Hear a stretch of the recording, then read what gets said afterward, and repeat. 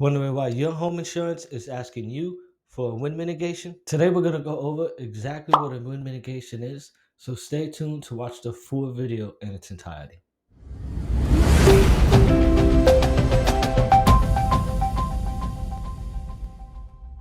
A wind mitigation inspection is when a certified inspector checks your home's wind resistant features. Your wind resistant features include your exterior windows and doors, your garage door if you have one, and your roof components from inside the attic. Here's what a wind mitigation form looks like. Let's walk through it together so you can have a better understanding. Section 1 is easy for the inspector.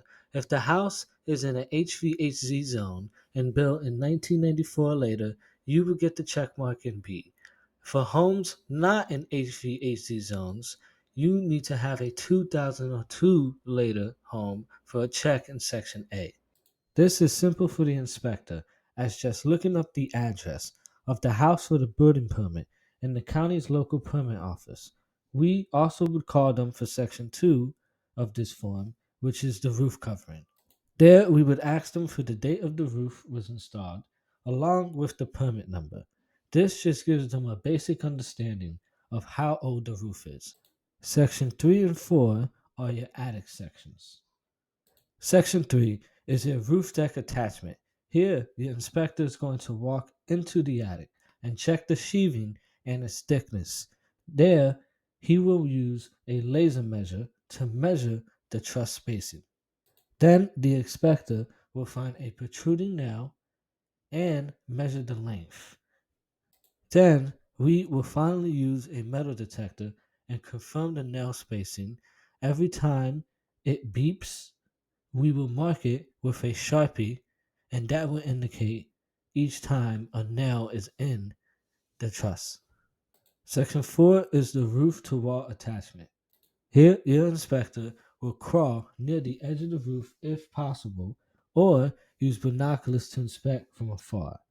He or she will take a picture and identify whether you have toenails, clips, single wraps, or double wraps. Section 5 is easy and is usually done before sections 3 and 4. The inspector simply walks the perimeter of the house and identifies the roof's geometry. There's only three options to choose from here. You have a hip roof, a flat roof, or other, which is what you would put if your roof's geometry doesn't fit those other two options. Section 6 is another section that needs a permit if the roof was installed with a secondary water resistance. This can't be inspected at the time of the inspection, as this is referring to what's under the shingles. Then finally, Section 7 covers all opening projections, which include your doors and windows, skylights, and garage doors.